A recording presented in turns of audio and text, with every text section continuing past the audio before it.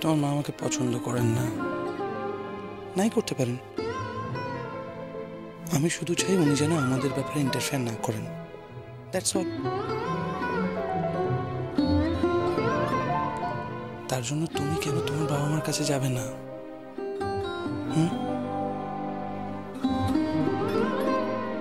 আমার কিন্তু নিজেকে ভীষণ অপরাধী মনে হবে। তোমার জন্য নয় রুদ্র, আমি আমার মাকে চিনি। কিছুদিন সময় লাগবে মার একটু স্বাভাবিক হতে, আর আমি মাকে সেই সময় দিচ্ছি।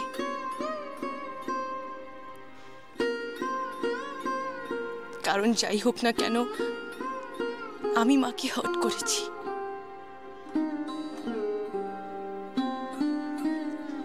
স্বাভাবিক হতে আমারও সময় লাগবে।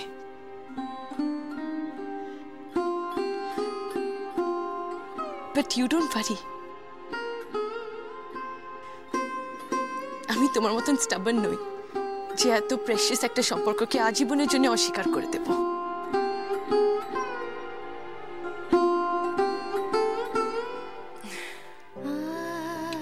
আমি চা বানিয়ে আনছি।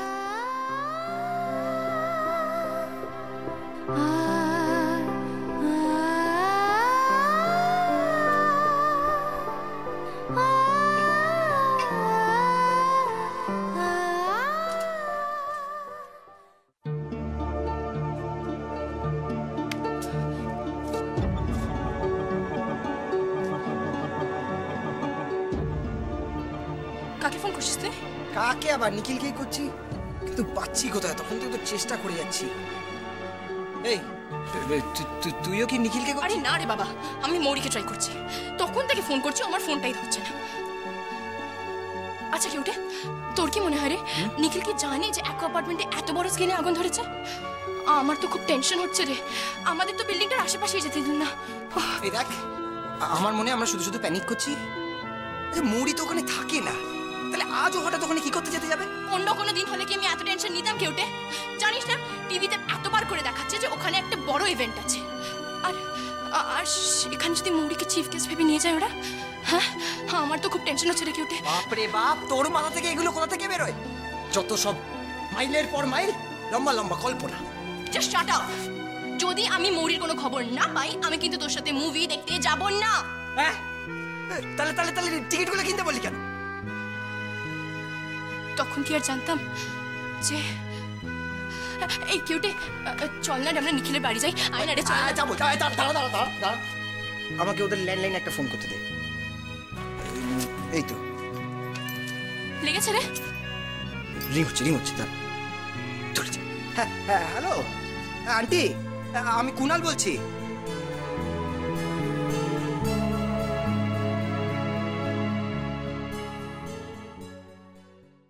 আপনাদের কি বলে ধন্যবাদ দেবো ডাক্তারবাবু? Really grateful to you, thanks a lot. এখন সব ঠিক আছে, তার কোনো চিন্তার কিছু নেই তো? না না, এখন আর চিন্তার কিচ্ছু নেই। উনি ভীষণ ভয় পেয়ে গিয়েছিলেন, খুব বড় একটা শক পেয়েছেন। এখন ঠিক আছেন। রাতে একটা ভালো ঘুম দরকার, আর ওষুধগুলো যদি সময় মতো পড়ে সব ঠিক হয়ে যায়। হ্যাঁ, ওষুধ একদম ঠিক পড়বে, এই কোনো চিন্তার কোনো কারণই নেই। ঠিক আছে, থ্যাংক ইউ। থ্যাঙ্কস আ লট। নীলিমা, চলো ওর ওষুধগুলো। হ্যাঁ হ্যাঁ হ্যাঁ।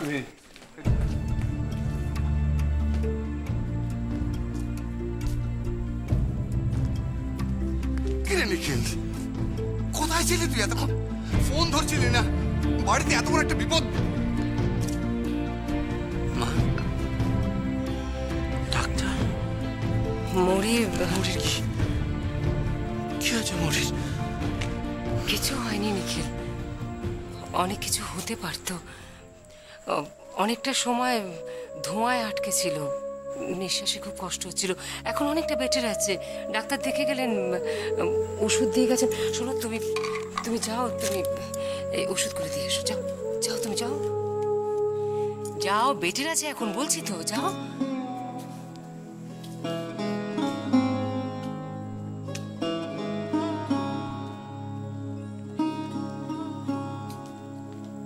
কি হলো নীলিমা? তুমি ওকে ওষুধগুলো তুমি নিজে যেতে পারতে ওকে খাওয়াতে? তুমি শুনলে না ডাক্তারবাবু বলে গেলেন যে ওষুধগুলো সময়। শোনো, ছেলেটা সবেমাত্র ফিরলে, ভীষণ টায়ার্ড তুমি। না কমলেশ, মৌরির পাশে এখন নিখিলেরই থাকা উচিত। ভাগ্য জুড়ে মেয়েটা বেঁচে গেল। যদি কিছু হতো সারা জীবনের জন্য মৌরিকে ওকে হারাতো। খুব ভয় পেয়ে গেছে নিখিল, খুব ভয় পেয়েছে।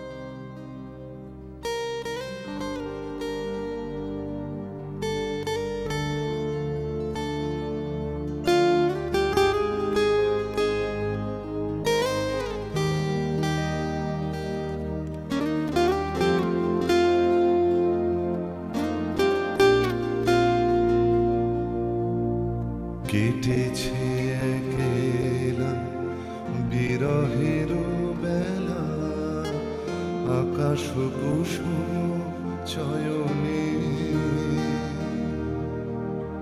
সব পথ এসে মিলে গেল শেষে তোমার দুখানি নয়নে নয়নে নয়নে।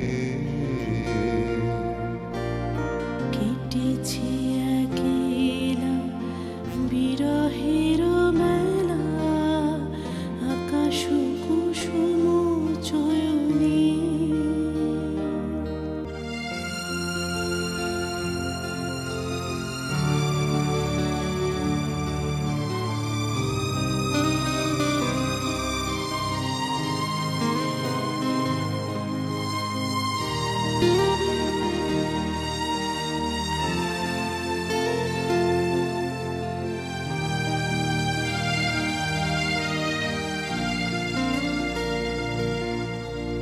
বাহির আকাশে মেঘ ঘিরে আসে, এলো সব তারা ঢাকিতে, হারানো সে আলো আসন বিছালো, শুধু দুজনের আখিতে আখিতে আখিতে। ভাষা হারাম বিজন রোদন, প্রকাশের লাগি করেছে সাধনা, চিরজীবনের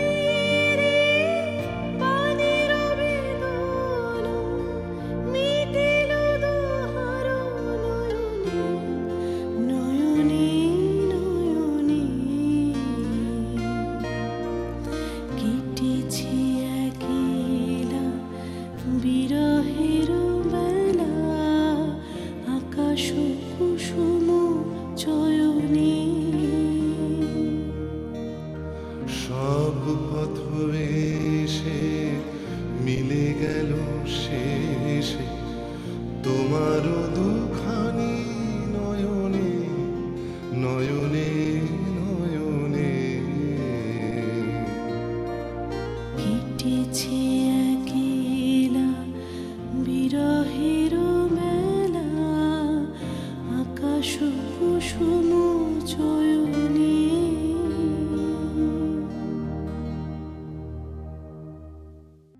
এখনো বলছো না কেন? তুমি কি আমাকে এখনো এত ভালোবাসো? মানে কি বলতে চাও তুমি? আমি মরে গেলেই বাকি, তোমার তো তাতে কিচ্ছু যায় আসে না।